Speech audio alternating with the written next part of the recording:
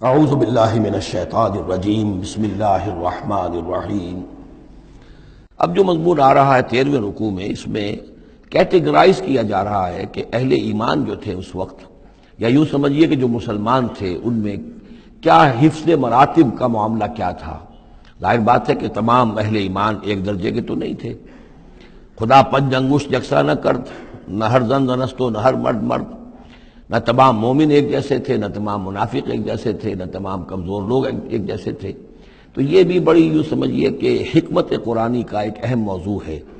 اس لیے کہ آئندہ بھی جب بھی کبھی کسی مسلمان معاشرے میں کوئی دینی تحریک اٹھے گی، ظاہر بات ہے جیسا کہ میں نے عرض کیا ہے، انسانی فطرت میں تو کوئی تبدیلی نہیں ہوئی ہے، اسی طرح کے صورتحال پیش آئے گی، تو اس کی پہچان کے لیے لوگوں کے درمیان درجے بندی کا ایک فہم اور تفقع حاصل کرنے کے لیے یہ آیات جو ہیں یہ بہت ہی اہم ہیں۔ والسابقون الاولون من المہاجرین والانصار، اور پہل سبقت کرنے والے مہاجرین میں سے اور انصار میں سے، والذین اتبعوہم باحسان، اور وہ لوگ جنہوں نے ان کی پیروی کی بھلائی کے ساتھ، نیکی کے ساتھ، رضی اللہ عنہم ورضوا عنہ، اللہ ان سے راضی ہو گیا اور وہ اس سے راضی ہو گئے، وعد لہم جنات تجری تحتها الانہار خالدین فیہا ابدا، ان کے نیچے ندیاں بہتی ہوں گی، اللہ نے وہ باغات تیار کر دیے ہیں ان کے لیے جن کے نیچے ندیاں بہتی ہوں گی، اس میں وہ ہمیشہ ہمیشہ رہیں گے، ذالک الفوز العظیم، یہی ہے بہت بڑی کامیابی۔ اب یہ ٹاپ کی ہیں، دو درجے ہیں، دو مراتب ہیں۔ جیسے ایک مرتبہ ہم دیکھ چکے سورہ نساء میں انبیاء، صدیقین، شہداء، صالحین، یہ گویا کہ ایک خاص اعتبار سے، اب اس کی تفاصیل میں جانے کا یہ موقع نہیں ہے، یہ مختلف اعتبارات سے درجہ بندی ہوتی ہے۔ ایک یہ درجہ بندی ہمارے سامنے آ رہی ہے کہ ٹاپ کے دو جو ہیں ان کے لیے الفاظ آئیں السابقون الاولون اور والذین اتبعوہم باحسان، یہ وہ لوگ ہیں نیک سرشت اور جن کی فطرتیں سلیمہ اور جن کی عقل سلیم تھی، لیکن ان میں بھی دو درجے تھے۔ ایک درجہ وہ تھا کہ جن میں اتنی ہمت بھی ہوتی ہے کہ جیسے ہی حق سامنے آئے فوراً قبول کر لیں اور بالکل دائیں بائیں نہ دیکھیں کہ اس سے پھر کیا لازم آئے گا، کیا چھوڑنا پڑے گا، کیا کرنا پڑے گا، بلکہ یہ کہ بس ان کے لیے حق جو ہے وہ اتنی بڑی قیمتی شے ہے کہ اس کے مل جانے کے بعد ہر چہ بعد آباد، اب ہر جو ہونا ہے وہ ہو جائے، وہ تاخیر نہیں کرتے، دیر نہیں کرتے، ان میں ہمت ہوتی ہے۔ وہ یہ نہیں دیکھتے کہ اس پگڈنڈی پہ چلنے والے تو کوئی ہے ہی نہیں، بلکہ یہ کہ اگر پہلے ہی میں کیسے چھلانگ لگا دوں، کیسے میں چل پڑوں، کوئی مجھے آگے چلتا ہوا نظر ہی نہیں آ رہا ہے، بلکہ ان کے اندر وہ ہمت ہوتی ہے۔ یہ ایک مزاج اللہ تعالیٰ نے لوگوں کے بنائے ہیں، جیسا کہ حضور نے فرمایا الناس کالمعادن، جیسے معدنیات ہیں۔ اب سونے کی اور جو ہے اس کو صاف کریں گے تو سونا بنے گا، چاندی کی اور کو کتنا ہی صاف کر لیں سونا تو نہیں بنے گا، وہ چاندی ہی بنے گی۔ تانبے کی اور ہے، کتنا ہی آپ اس پر محنت کر لیں وہ آپ اچھے سے اچھا تانبا اس میں سے نکال لیجئے، لیکن یہ کہ ظاہر بات ہے کہ وہ سونا تو نہیں بنے گا۔ اسی طرح الناس کالمعادن، لوگوں کا معاملہ بھی یہ ہے کہ ان کی بھی اللہ تعالیٰ کی طرف سے جو ان کی طباعیں بنائی گئی ہیں جس طرح کی، ان کے اندر فرق و تفاوت ہے۔ تو کچھ لوگ وہ ہیں السابقون الاولون، فوراً حق کو قبول کرنا، بے خطر کود پڑنا، بے خطر کود پڑا آتش نمرود میں عشق، عقل ہے محو تماشائے لبے بام ابھی۔ کچھ دوسرے لوگ ہوتے ہیں سلیم الفطرت بھی ہیں اور ان کو بھی بات سمجھ میں آ گئی ہے، لیکن ہمت میں تھوڑے سے کم ہوتے ہیں۔ پہلے ذرا کچھ لوگ آگے چل کے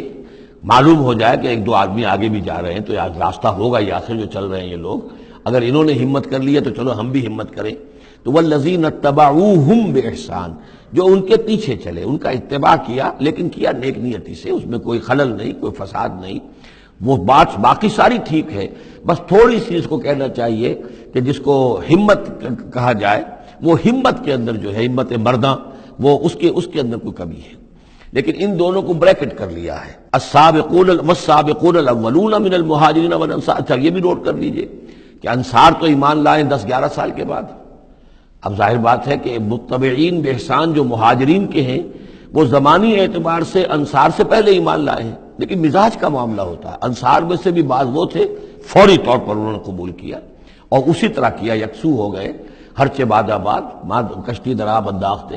تو یہ مزاج کی بات ہے، اس کا زمانے سے تعلق نہیں ہے، یہ مزاج کی بات ہے۔ کسی بھی وقت اور آئندہ بھی ہمیشہ ایسا رہے گا، کچھ لوگ ایسے ہوں گے کہ جو حق کو قبول کرتے ہیں اور پھر قطعاً نہیں پرواہ کرتے، دائیں بائیں نہیں دیکھتے، کوئی آ رہا ہے یا نہیں آ رہا، کوئی ساتھ دے رہا ہے یا نہیں دے رہا ہے، کچھ نہیں، کوئی خطرات ہیں، کوئی مشکلات ہیں، کوئی مصائب آئیں گے، ہر سے بعد آباد۔ کچھ لوگ ہیں جو ذرا دائیں بائیں دیکھ کر تھوڑا سا چلتے ہیں، ان کی ہمت جو ہے اتنی نہیں ہوتی۔ والسابقون الاولون من المہاجرین والانصار والذین اتبعوهم بإحسان رضی اللہ عنہم ورضوا عنہ وعد لهم جنات تجری تحت الانہار خالدین فیہا ابدا ذلک الفوز العظیم۔ وممن حولکم من الاعراب منافقون، اب یہ ایک طرف تو یہ ٹاپ کے دو اور ایک اب بالکل نیچے جا کر، اور جو لوگ تمہارے آس پاس آباد ہیں جو بدوؤں میں، جو بادیہ نشین ہیں، ان میں منافق ہیں۔ ومن اہل المدینہ، اور نہ صرف ان میں ہے، اہل مدینہ میں بھی ہیں۔ مردوا علی النفاق، یہ لوگ وہ ہیں جو نفاق پر اڑ چکے ہیں۔ اب یعنی ان کا نفاق جو ہے جیسے ٹی بی کی تھرڈ سٹیج ہوتی ہے کہ جس کے بعد پھر امید نہیں ہوتی کہ شفا ہو جائے گی، یہ پرانی زمانے کی باتیں ہیں، اب تو ٹی بی لا علاج مرض نہیں رہا، پہلے کی بات ہے۔ لیکن یہ ہے کہ یہ اس جو مرض ہے نفاق کا، ان کا اس تیسری سٹیج کو پہنچ چکا ہے۔ مرض علی النفاق لا تعلمہم، آپ انہیں نہیں جانتے، نحن نعلمہم، ہم انہیں جانتے ہیں۔ سنعذبہم مرتین، ہم انہیں بار بار عذاب دیں گے۔ ان کے لیے تو عذاب روز کھڑا تھا، روز مطالبہ آتا تھا نکلو اللہ کی راہ میں، روز جھوٹ بولنا، روز قسمیں کھانی، روز کسی نہ کسی طریقے سے بہانے بنانا، ان کی زندگی ضیق میں تھی، یہ نہیں تھا کہ وہ اس طریقے سے آرام سے تھے۔ ثم یردون الی عذاب عظیم، اور پھر ان کو لوٹا دیا جائے گا ایک بہت بڑے عذاب کی طرف، وہ آخرت کا عذاب ہے۔ اس کے بعد اب درمیان میں پھر دو کیٹیگریز آ رہی ہیں، وہ لوگ کہ جو کچھ نیمے درو نیمے برو ہیں، منافق نہیں ہیں لیکن ہمت کی بہت کمی ہے، کچھ چلنا چاہتے بھی ہیں، کچھ نہیں چل پاتے ہیں، کچھ چلتے ہیں لیکن کبھی کبھی کسی سے غلطی بھی ہو جاتی ہے، کوئی ہمت بھی کرتے ہیں لیکن کبھی کوئی غلبہ ہو جاتا ہے، کوئی کسل ہو جاتا ہے، کوئی سستی طاری ہو جاتی ہے۔ اب ان کی کیٹیگری آ رہی ہے، لیکن ان کو بھی دو حصوں میں تقسیم کریں گے۔ وآخرون اعترفوا بذنوبہم، اور کچھ لوگ اور ہیں جو اپنے گناہوں کا اعتراف کرتے رہتے ہیں، اپنی کوتاہیوں کا، جھوٹ نہیں بولتے، جھوٹا بہانہ نہیں بناتے، جھوٹی قسم نہیں کھاتے،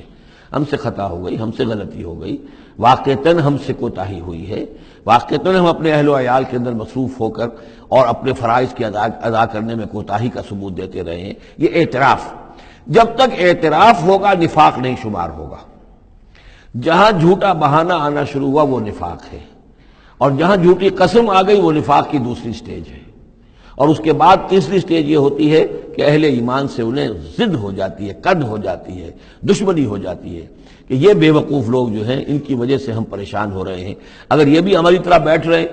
تو ہمیں بھی کوئی پوچھے نہیں اور کوئی ہمارے اوپر بھی کوئی عتاب نہ آئے۔ یہ چونکہ فوراً وہ تو جیسے ہی آواز آئی اور یہ چل پڑتے ہیں، لہذا بجائے اس کے کہ ان کے بارے میں اچھے احساسات و جذبات ہوں کہ چلیے اللہ ان کو توفیق دے رہا ہے، بلکہ ان سے ایک دشمنی اور ایک ان کے دلوں کے اندر عداوت پیدا ہو جاتی ہے، وہ ہے نفاق۔ یہ اور کیٹیگری ہے کہ جو نفاق سب سے نیچے کر لیجئے اور سب سے اوپر وہ دو ہیں، والسابقون الاولون من المہاجرین والانصار والذین اتبعوهم بإحسان۔ اب ان کے درمیان میں یہ دو سٹیجز ہیں۔ وآخرون اعترفوا بذنوبہم، اور کچھ لوگ اور ہیں جنہوں نے اپنی کوتاہیوں کا، اپنی تقصیر کا اعتراف کیا۔ خلطوا عملا صالحا وآخر سیئا، انہوں نے کچھ گڈمٹ کیا ہوا ہے، نیک کام بھی کرتے ہیں، اثار بھی کرتے ہیں، انفاق بھی کرتے ہیں، لیکن یہ کہ کبھی کوئی غلط کام بھی کر بیٹھتے ہیں، کوئی بری حرکت بھی سرزد ہو جاتی ہے۔ عسى اللہ ان یتوب علیہم، اللہ تعالیٰ امید دلاتا ہے کہ اللہ تعالیٰ ان کی توبہ کو قبول فرمائے گا اور ان کی توبہ جو ہے ان کو توبہ کی توفیق دے گا۔ ان اللہ غفور الرحیم، یقیناً اللہ تعالیٰ غفور اور رحیم ہے۔ اس میں شان نزول کے اعتبار سے ایک روایت بھی ہے، حضرت ابو لبابہ تھے رضی اللہ تعالیٰ عنہ اور ان کے کچھ ساتھی تھے، ان سے غزوہ تبوک کے موقع پر یہ کوتاہی ہو گئی کہ کسل کی وجہ سے اور مال اور دنیا میں اپنے مصروفیات اور مشاغل کی وجہ سے نہیں جا سکے، لیکن یہ ہے کہ ان کو شدید فوراً ہی احساس ہو گیا کہ ہم سے تو بہت بڑی غلطی ہوئی ہے، بڑی خطا ہو گئی ہے، بڑی کوتاہی ہوئی ہے، اور اس احساس کی وجہ سے اس درجے ان کو اندر جو ہے ندامت کے جذبات پیدا ہوئے کہ انہوں نے اپنے آپ کو مسجد نبوی کے ستونوں سے باندھ لیا کہ اب حضور ہی آئیں گے اور اگر اعلان فرمائیں گے کہ ہماری توبہ قبول کر لی ہے اللہ تعالیٰ نے اور اپنے دست مبارک سے ہمیں کھولیں گے، تب ہم یہاں سے آزاد ہوں گے، ورنہ ہم یہیں پر اپنی جانیں دے دیں گے، اپنے آپ کو باندھے رکھیں گے ان ستونوں کے ساتھ۔ پھر حضور واپس تشریف لائے ہیں اور یہ آیات جب نازل ہوئیں، عسى اللہ ان یتوب علیہم، اللہ تعالیٰ ان قریب، یا اللہ توقع ہے اللہ ان کی توبہ قبول فرمائے گا، تب حضور نے آ کر انہیں کھولا اور انہیں یہ خوشخبری دی کہ ان کی توبہ جو ہے اللہ نے قبول کر لی ہے۔ یہ وہی بات ہے جو سورہ نساء میں بھی ہم پڑھ چکے ہیں، ثم یتوبون من قریب، وہ لوگ انما التوبۃ علی اللہ للذین یعملون السوء بجہالۃ ثم یتوبون من قریب، فوری طور پر جو ہے انسان کے اندر وہ ایمانی جذبات جو ہے دوبارہ عود کر آئیں اور وہ فوراً توبہ کرے، تو ایسی توبہ کا قبول کرنا جو ہے اللہ تعالیٰ نے گویا کہ اپنے ذمے واجب ٹھہرایا ہوا ہے۔ البتہ یہ کہ پھر ان کے بارے میں خاص طور پر یہ حکم ہوا خذ من اموالہم صدقۃ، روایت میں تو یہ آتا ہے کہ وہ خود بھی لے کر آئے تھے مال کہ یہ اللہ تعالیٰ کے جو ہماری توبہ قبول کی ہے تو ہم یہ اس کے شکرانے کے طور پر اللہ کی راہ میں یہ مال پیش کرتے ہیں اپنا، لیکن یہ کہ یہ قاعدہ کلیہ بھی ہے کہ خذ من اموالہم صدقۃ، جہاں تک منافقین کا معاملہ تھا روک دیا گیا، ان کے اب آپ صدقات قبول نہ کیجئے، اب ان کے نفقات اللہ کے ہاں قبول نہیں ہوں گے، لیکن یہ چونکہ ضعفاء ہیں، یہ کمزور ہیں، یہ منافق نہیں ہیں مخلص، کمزور مخلص ہیں، لہذا ان کے لیے کہ ان کے اموال میں سے صدقہ آپ قبول فرما لیجئے، خذ من اموالہم صدقۃ تطہرہم وتزکیہم بہا، اس طرح ان کے مال سے صدقہ قبول کرنے کا نتیجہ یہ نکلے گا کہ آپ ان کو پاک کریں گے اور تزکیہ کریں گے ان کا اس صدقے کے ذریعے سے، وصلی علیہم، ان کے لیے دعائیں کیجئے، ان صلاتک سکن لہم، یقیناً نبی آپ کی دعا جو ہے ان کے حق میں وہ بہت ہی سکون بخش ہے کہ انہیں یہ خیال ہو کہ ہم سے جو خطا ہوئی تھی ہم نے بھی استغفار کیا، توبہ کی ہے، اور اللہ کے رسول بھی ہمارے لیے دعا کر رہے ہیں، واللہ سمیع علیم، اور اللہ سب کچھ سننے والا اور جاننے والا ہے۔ الم یعلموا ان اللہ هو یقبل التوبۃ عن عبادہ، کیا وہ نہیں جانتے کہ اللہ تعالیٰ اپنے بندوں کی توبہ قبول فرماتا ہے، ویاخذ الصدقات، اللہ تعالیٰ بندوں کے صدقات قبول کرتا ہے، یعنی اللہ کا احسان ہے۔ صدقہ وہ شے ہے، خیرات وہ شے ہے حضور نے اپنے اوپر حرام کی، اپنی اولاد پر حرام کی ہے، اللہ تعالیٰ کی وہ شان ہے، وہ الغنی ہے، لیکن وہ کہتا میں تو قبول کرتا ہوں، میرے دین کے لیے تم خرچ کرتے ہو، میرے لیے میری رضا جوئی کے لیے خرچ کرتے ہو، تو میں تو تمہارے صدقات کو قبول کرتا ہوں۔ فرمایا کہ الم یعلموا ان اللہ هو یقبل التوبۃ عن عبادہ ویاخذ الصدقات، وہ صدقات قبول فرما لیتا ہے، وان اللہ هو التواب الرحیم، اور وہ تو بہت ہی توبہ کا قبول فرمانے والا اور بہت رحم فرمانے والا ہے۔ صدق اللہ العظیم۔